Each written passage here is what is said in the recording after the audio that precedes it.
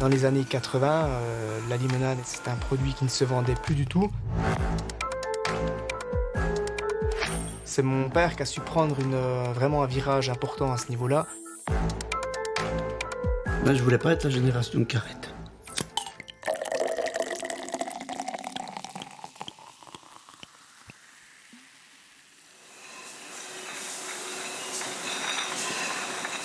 En version 33 centilitres ou en bouteille d'1 litre, limonade ou sirop, tout ce que la maison Riem produit sort de ses chênes, installées à Besançon depuis un peu plus de 2 décennies. Rien que la zone de préparation de commande et d'expédition, on est à peu près sur 2000 m². Et ils sortent combien de bouteilles chaque jour ici environ? Alors en fonction des jours et des types de production, on va sortir entre 30 à 50 000 bouteilles par jour. Vous ne l'avez pas remarqué, mais elle accompagne toujours vos plus chers souvenirs. Les soirs de fête, par exemple, vous en buvez. Le premier jour où vous avez connu votre fiancée, qu'avez-vous bu ensemble? Toujours elle. Et quand, très fière, vous emmenez votre héritière, que lui donnez-vous à boire? Encore elle. La limonade pur sucre est la plus énergétique et la plus rafraîchissante des boissons. Retour 100 ans plus tôt. Chaque village ou presque a son limonadier.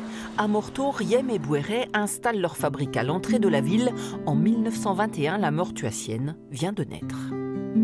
Je crois qu'aujourd'hui, c'est devenu des produits de référence de la région, au même titre que la saucisse de Morteau, par exemple, ou le fromage. Marcel Alcide a tout juste 20 ans quand il se lance avec son ami Adrien Bouéret dans la fabrication de limonade. Le site historique est resté le siège de l'entreprise et la maison continue d'abriter son dirigeant. Alors ici, oui, c'est le lieu historique où à l'origine, j'habitais ici. Et la fabrique de limonade et des sirops était faite juste en dessous de nous. Il y avait 2 appartements. Là où vous étiez dans les bureaux, c'était un appartement. Et puis l'étage au-dessus, c'était un autre appartement. Mais toujours Là, dans la famille. Le grand-père habitait en haut, mes parents habitaient en bas. Et au fil des ans, on ne cesse de pousser les murs, car avec le succès sont nés les sirops de citron, de grenadine ou de menthe. Nous avions le stockage de sucre en sac de 50 kg jusqu'à 30 tonnes qui était sur cette dalle excessivement solide, prévue pour. On vidait les sacs de 50 kg à raison de 8 x 5, 400 kg, qui descendait par le tuyau qui est là. Il y avait un entonnoir au-dessus pour le recevoir, et ça arrivait dans la machine qui était là. Même la guerre n'aura pas raison de l'activité. Seule la pénurie de sucre obligera Marcel Alcide à faire de la limonade à base de saccharine. On a là la photo du vieux camion qui avait été accidenté et qui n'a pas été réquisitionné à la guerre parce qu'il était accidenté et qui a servi à ravitailler les mortuaciens en alimentation.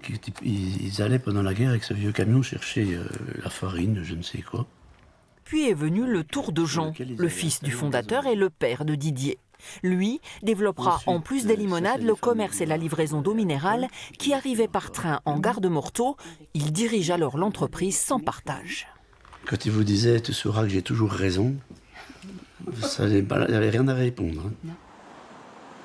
Toutes les générations, il y a eu des conflits. Quand le grand-père a travaillé avec mon père, il travaillait aussi avec le frère de mon papa. Ils ont dû se séparer et que ça n'allait pas.